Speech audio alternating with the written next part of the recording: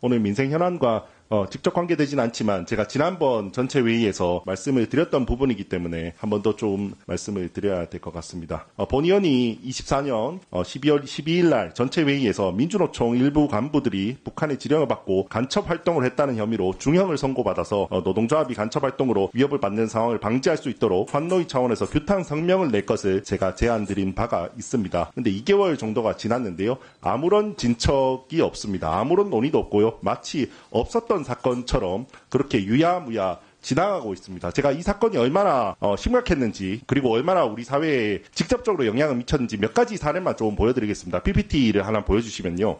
북한의 지령 중에 하나가 이태원 참사가 있었을 때 정확하게 국민이 죽어간다. 이게 나라냐. 퇴진이 추모이다의 구호를 전면에 내걸고 역도놈의 퇴진을 요구하는 서명운동, 촛불시위, 추모문화제와 같은 다양한 항의투쟁을 집중과 분산의 원칙에서 지속적으로 전개하여 나갈 것을 이렇게 지시를 했습니다. 근데 그게 정확하게 세 가지 구호가 북한에서 요구한 세 가지 구호를 들고 이렇게 시위를 했습니다.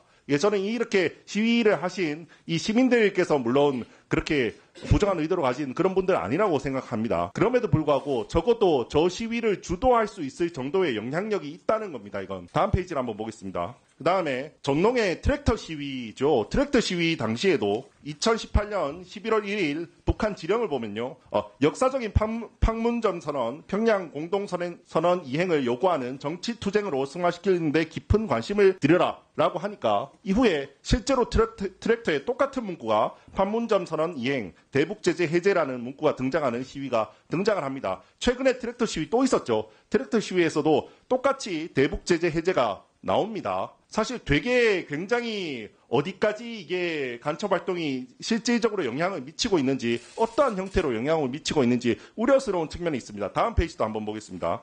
2020년 9월 29일 이거는 그 간첩활동을 한 그 피고인들이 그 북한에 보고한 내용입니다. 여기 보면 민주노총에서 우리가 밑에 아랫부분을 보면요. 경기동부 출신의 양경수를 만장일치 위원장 후보로 결정하였다라고 해서 보고한 문건이 있습니다. 그래서 현재 실제로 이 양경수 이분은 현재 민주노총의 위원장이십니다. 굉장히 구체적으로 지금 활동을 하고 있다는 정황이 있는 상황입니다. 이 정도 상황이라면 나라가 이렇게 혼란스럽고 하지만 이 사건에 있어서도 적어도 대한민국의 노동조합을 보호하기 위해서도 저는 이 사건 결코 가볍지 않은 사건이라고 생각합니다. 이 사건이야말로 저는 청문회를 해야 되는 사건이라고 생각합니다. 구체적으로 사람들을 불러서요. 어떻게 활동하고 있었는지도 물어야 되고요. 어떻게 활동하고 있었는지를 국민들한테도 알려야 되고요. 그렇게 해서 재발이 되지 않도록 우리 소중한 노동조합이 다시는 이런 북한의 위협으로부터 위협받지 않도록 우리가 보호해야 됩니다. 그래서 우리가 다음번에는 조만간 다시 이 민주노총 간첩사건 청문회를 열어주실 것을 위원장님과 다른 위원님들께 제안드린 바입니다. 방금 우재준 위원께서 말씀을 좀 하셨는데, 제가 지금 저도 보면서 구호가 같다. 저 구호 매번 나오는 구호입니다.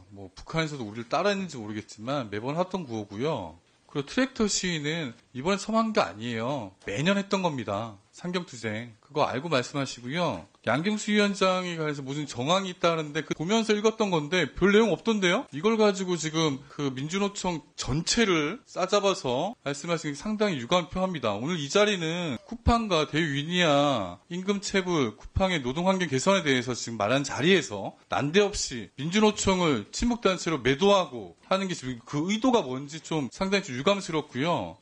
방금 말씀하신 발언에 대해서는 사과나 유감 표시가 있어야 된다고 봅니다. 오늘 이 자리가 엄중한 만큼 갑자기 민주노총 친북 얘기를 하는 이유를 저희를 전 모르겠습니다. 지금.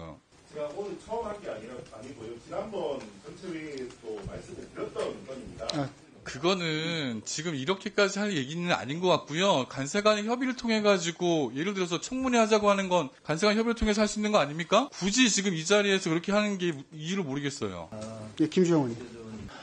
이 땅에서 다시 메카시 선풍이 일어나는 것이 아닌가. 이 자리는 오늘 민생을 우리가 논하자고 해서 어렵게 지금 열은 자리입니다. 저 내용들을 보면은 일상적으로 하던 구호들, 이런 부분들이 어떻게 종북이고 북한의 지령을 받고 이렇게 한다고 생각을 하는지 저는 이해할 수가 없습니다. 이 부분에 대해서는 우재준 의원께서 무슨 생각을 갖고 했는지는 제가 이해할 수는 없습니다. 다만 이 자리에서 대해서 그런 종북에 대해서 몰이하는 것에 대해서는 적절치 않다. 이런 말씀을 드리면서 철회해 줄 것을 요청을 합니다.